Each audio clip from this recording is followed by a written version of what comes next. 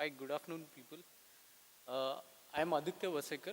Uh, Today, I'm going to talk about, you know, how to put a leash on AI algorithms. Okay, I think let's sail on the boat of the AI. That's what everyone is doing nowadays. With the release of the Chat GPT and you know, um, lot of AI platforms recently, we know lot of people. Uh, it's kind of a trend started, and lot of things are happening. Um, a lot of applications, different use cases coming up with the AI. With the so so it is like the industry already had this system like couple of years back, but after Chat GPT, it just a revolution that started. So why it is important, why today we are talking about why should we put a leash on how the AI platforms are performing? Because there are a lot of governments, institutions, even they are talking about it. How um, even people are not sure what kind of challenges they will be facing later. Okay, that's kind of a thing which is happening. So this is like the reason behind this is all the AI platforms which are built, the algorithms, they are kind of opaque box, right? So whatever the inputs you are giving, you don't know what is coming out and how it is coming out, right? So it all based on what kind of test data, what kind of models, how the training is being done, and platforms like Chat GPT, Bard, they are like open to the public now, and we know like a lot of people they are processing, using these platforms like anything, providing data, like anything, processing. We all know there are like lots of thousands of courses already available how to use and misuse this kind of platforms. So the next is how we are going to do this. So we can tether these algorithms using the blockchain technology. Now, I know like, people would question um, how blockchain will, the only main challenge with the blockchain would be the processing, the impact on how fast it will be able to process whatever the data is being provided to the AI, right? But that's not the case actually, because there are a lot of blockchain platforms available nowadays which are very light in weight, and the processing power is also good. They are also available, through you can implement them or use them by just Docker containers, on the Docker containers, and it's pretty much easy nowadays.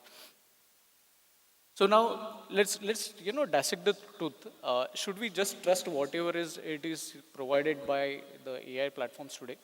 The reason why we need to talk about the truth behind this is because uh, let's see, the purpose, the intended domain of the application. The purpose is like, are we really using these platforms for what purpose they are built for?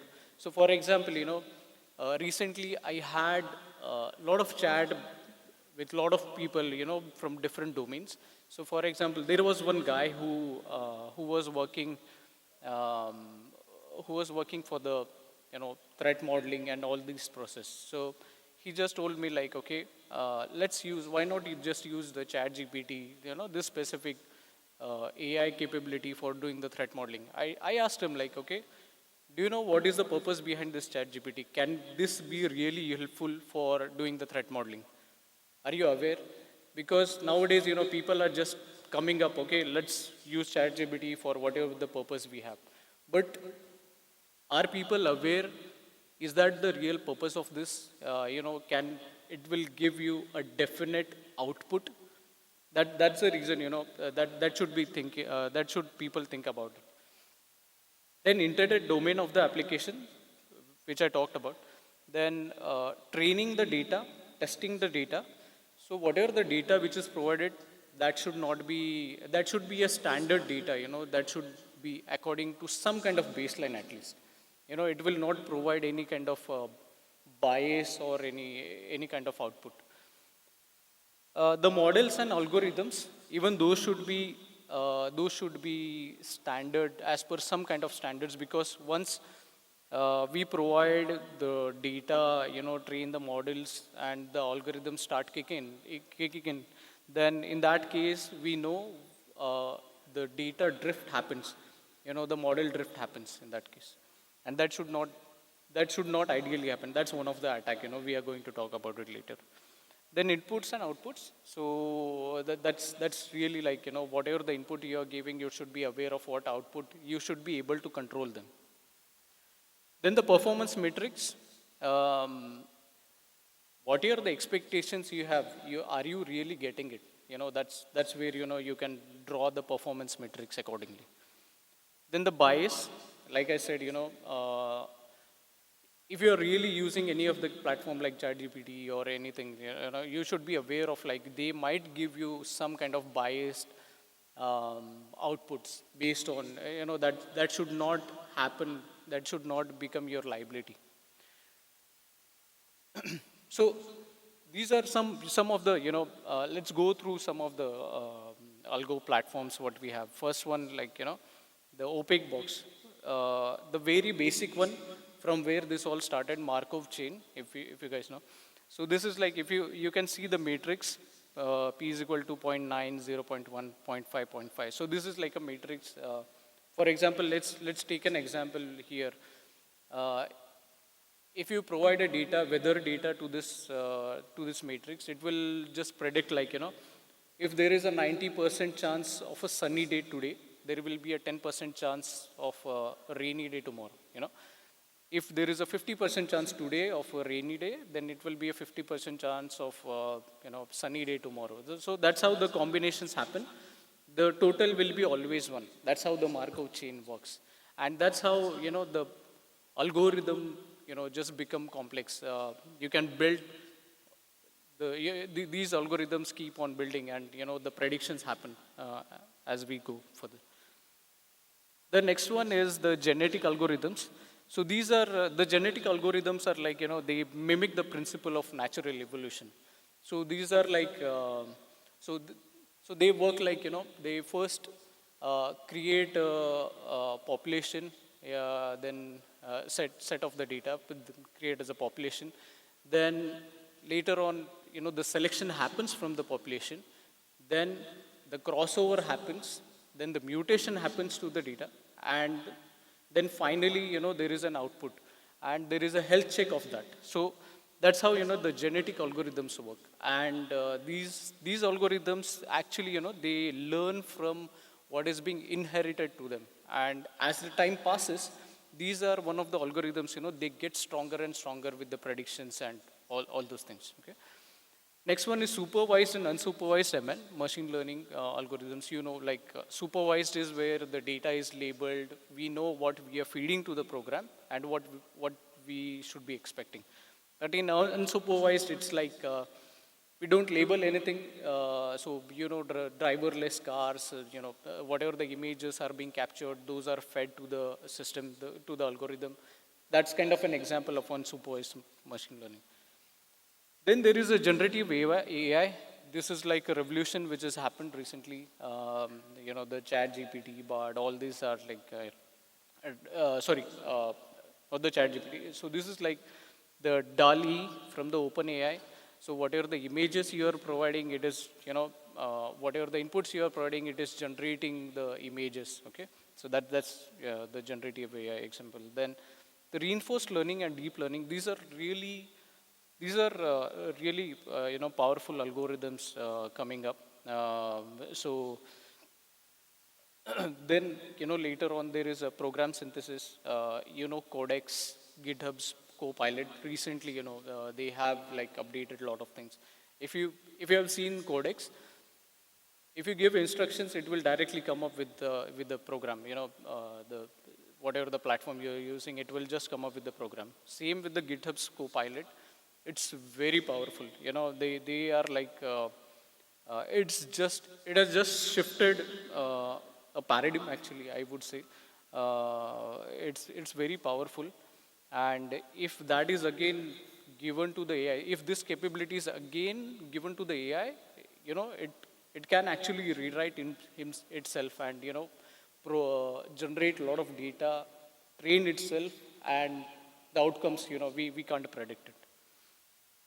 So now, the current attacks and failures, let's see. The data drift, it is like, when we start any kind of project, we know the purpose, we know what we are going to feed, and we kind of we set some kind of expectations to it. But later on, when we start training the algorithms, the data changes, and that's where, the data drift happens. So it is like, the purpose somewhere it gets lost, and we don't know what we are going to expect then. Then there are adversarial data attacks, poisoning attack. We know what your attackers, the threat agents can actually poison the data which is being used for training the algorithm. Okay. Then there is a evasion attack. Evasion attacks are kind of, the labels are getting changed.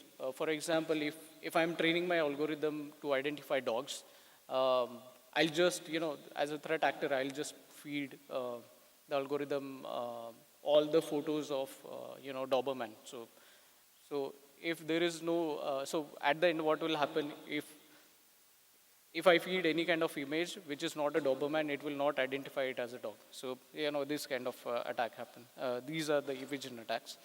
Then the impersonation attacks, where related to the biometrics, which can, your, biometrics can be tampered, used for impersonation, and, a lot of things are derived from that. Then there is a risk and liability. So this is kind of important nowadays. We are looking at a lot of big people, leadership. They are called by the Congress, and in the courts, a lot of cases are pending. Advocates are still, they are still, able to come up with a good, how to counter these kind of things, how this risk can be defined at least. Because what kind of liabilities can be defined? Even that is also a big question, right? So if there is a bias kind of thing happens by some AI, or, the generative AI is being used recently for different purposes, what are the risks? How you can define it in the court? How what will be the liability for the organization, any organization? There is nothing defined as of now. Now let's come to the solution, the blockchain as a leash. So we are looking at the enterprise blockchain solution, which actually provides this efficiency, performance, and permission solution. So why it is important to understand what is the permission solution? Ethereum, I think these are like, permissionless solutions. So permission solution is something like, you can actually set a lot of policies, rights, and a lot of things to it. And coming to the efficiency and performance, like I said, there are a lot of platforms available which are light in weight. You can use it. You can tether the model's data in a very efficient manner, and you can use it. Next one, the blockchain network foster group confidence, because each block is time-stamped and linked permanently to each other. We know how the blocks are distributed, how they are linked with each other, how the hashes are calculated. So whatever, if any tampering happens, that can be detected easily. And like blocks are distributed and not centralized, because if it is a centralized, then again, it gets hampered, it gets impacted, the whole chain is gone. So it's not the case, it is distributed. All the nodes will be having all the records, and there is a very least chance of happening any kind of tampering to that. Then each participant request is validated, blocks are formed, and block contents are verified always. So whenever there is a new block added to the chain, it is always verified, the hash is calculated, hash is compared, the whole, the data is updated to all the blocks which are there in the network. Now let's come to the trust and transparency. Right now, like, you can see there is a situation. We are looking at an opaque box. We don't know what is happening in and what is coming out. But in the next second picture, you can see there is when we add blocks, we know what is the intent, from where the origin is of the particular data, and what are the components. Okay. So let's see an example, a very, very basic example. A user, uh, a bad day for a user, if he met an accident with a driverless car, okay, that is, so when the accident happens, he just comes out of the car, he just calls, like, to the central, the police or the authorities. And again, they patch him with the AI bot what they have. Okay. Now, he is not able to explain the situation to the AI bot because he is not trained enough, because this is a very unique situation where a driverless car is, collided with a man. So then he tries to call up with the insurance, his insurance company. Then again, the insurance company is also using an AI chatbot. So again, he is not able to explain it. So down the line, after some time, these systems, they are constantly, exposed to the users, right? So they get trained, they get all these kind of inputs, and they just, evolve from this. Okay. But we are not sure if they are evolving in a right direction. Now, in this case, this poor user, he's not able to explain anything to any of the agent here, right? So now, with the blockchain, what will happen? We will be able to give the origin, what happened actually. We will be able to, get the intent, and we are able to change the components. So, for example,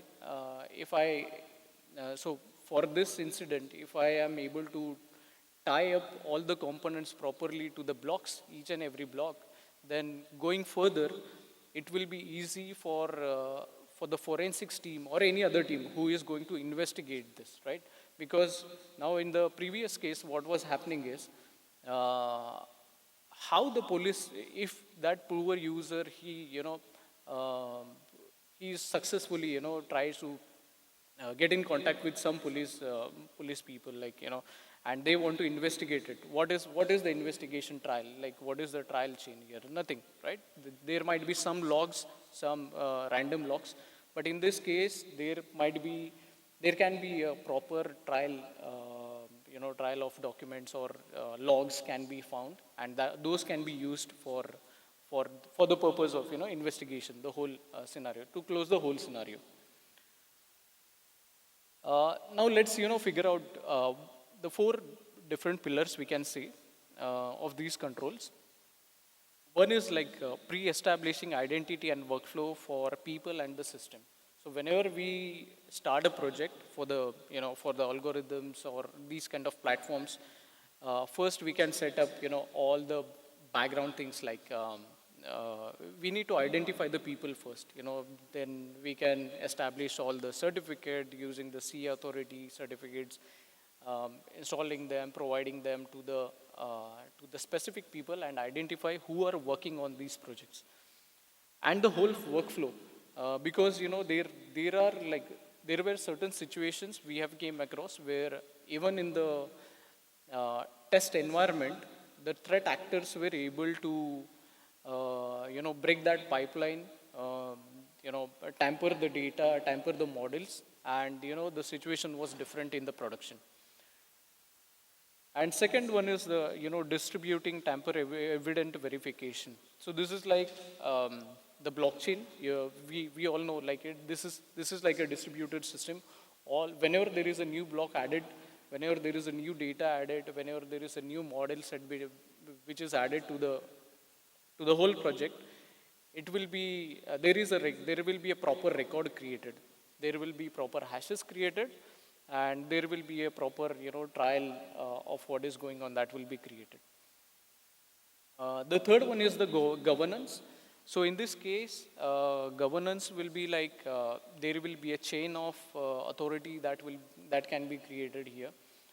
So whatever whatever the process which is happening, which is being designed, is that process approved? Like for example, starting from the training of the data, training of the models, is that process really approved by some authority within the team? Is that happening or not? Uh, Recently, IBM has came up with this, idea. They have like set up their own chain of governance kind of the team. That's what I heard, and they are really, kind of investing a lot in this in order to um, come, overcome this challenge. Uh, how effective governance can be done, how there will be like, because nowadays what is happening, when there is an incident with any kind of AI platform, uh, forensics guys are coming up, we are going to the responsible platforms. They are asking for the evidences. They don't have anything. Like they just provide some kind of logs, and that's it. They just get away. Okay. Last one is authenticity through user interactive interface. So um, you need to build really good interface. That's really helpful, because whatever the evidence is, whatever the chain of commands, or whatever the chain of governance you are going to try to establish, that has to be some kind of interface, a proper interface. That's where the end user will get a confidence. Okay, whatever the logo is being created, that is not getting tampered. Whatever the expectations they are setting, that is not getting tampered or anything. Now let's drill down more, like the first control, pre-establishing identity and workflow of the people and system. So this is what I was talking about. If we establish like identities, like who is the AI engineer, who is the machine learning ops, who is the end user, and what are their roles. So these are the roles, and that's how they can process. And going further, distributing tamper evident verification. So that was one question, how this can be established. So there is one method using the crypto anchors for data set and model verification. So crypto anchors are like, you can generate unique identifiers based on anything, like timestamps, the machine UIDs, whatever the IDs available. Based on that, we can create proper crypto anchors, and you can attach it to the data sets, the models. That will just create a whole chain of evidences. And the governance, like I said, establishing a governance group, implementing on chain governance, and authenticity through user interactive interface. This is like whatever the traceability you have built, you should be able to come up with a certain interface to that. Okay, so let's go to the question. So before we go to the question, recently the implementation, what we are trying to do with this is like, we try to use Hyperledger platform in order to implement the blockchain with the whatever the data sets, models, what we are using, and the effectiveness of that is like, we are still we are still analyzing it, how effective it is, because the main issue with this is like, how efficient and how is that going to impact any kind of performance. That's the main issue, and still the analysis is still in progress. What we know. Okay, thank you.